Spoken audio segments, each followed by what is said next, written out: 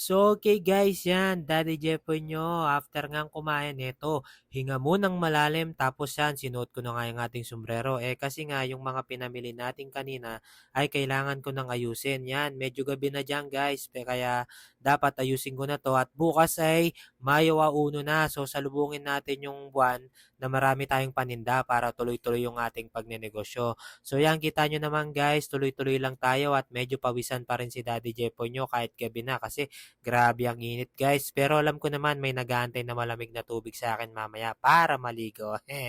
So yan guys, yan. Nandito na nga tayo sa mga powder goods. Yan, inaayos ko na yung mga yan. Yan, tuloy-tuloy lang po tayo. So yan guys, konting tip lang guys. Pag nag-ano ako ng mga item ko, pag may mga sobra pa, linalagay ko dun sa ibabaw. Yan, lagi akong ganyan. Lagi akong nagpa-FIFO guys para iwas expiry tayo. Yan, lalo na sa mga spread guys. Yan, actually, yung mga spreads ko, halos sinasagad ko bago ako mamili. Kung may matitira man, isa o dalawa lang para iwas. Kasi nga, mabilis yung expiry ng mga yan. At dahil nga mainit yan, linalagay ko sa Legendary Cabinet. Wala akong naka-display dyan sa istante. Kasi sumisingaw yung init dyan baka masira at masira tayo sa mga customer. Yan, ganyang kaingat si Daddy Jepoy nyo sa mga sa mga item niya, lalong-lalo na sa mga customer. Alam nyo naman, mahirap na pag nabigay natin expired o iba na yung lasa, syempre baka tumabog sila sa atin humanap ng ibang tindahan. So, dapat laging quality lang guys. Yan, isa sa mga marketing strategy din yun. Laging quality yung mga tinitinda natin para masiyahan naman si customer. So, ito guys, balik tayo sa pag-aayos. Yan, nandito pa rin pala ako sa mga powder goods na mga kape. And after nga nun, eto, dito na ako sa mga sugar. Yan, bukas ng umaga, kaya pinrepair ko na yan. Alam nyo naman, yung mga tao, pag umaga, yan, isa na ako sa mga yon. Naghahanap tayo ng kape. Ako, black coffee lang naman At ito nga, yan, asin. Halos mga primary goods pala yung mga nabili ko. And after nun, yan, yung mga Bear Brand sterilized natin. Yan, yung mga milk. Yan, favorite ko rin yan, guys. Umiinom ako yan bago ako matulog para strong bones.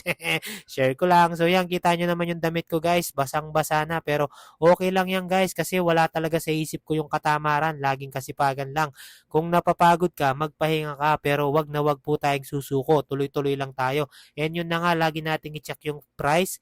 Kasi we never know, baka may biglang nagtaas kahit centavos lang yan, kailangan na monitor pa rin natin para hindi tayo malugi mga kasari. Alam nyo naman yung mga tubo natin sa mga tinda natin per item, paunti-unti lang, hindi naman ganun kalaki. Kaya ilang percent lang naman yan para mabilisan. Ako, ganun yung ginagawa ko. Konting tubo lang, halos mabilisan lang. So ito, nandito na ako sa mga delata guys.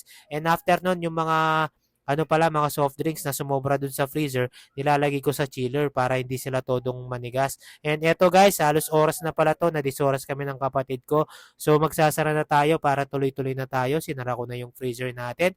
Tapos yung ating kaunaw ng Legendary Cabinet. And after nun, ito, isasara ko na yung gate guys. Maraming maraming salamat guys. Siyempre, hindi mawawala yung finger art kayo sa akin. Ligo na ako. Bye-bye!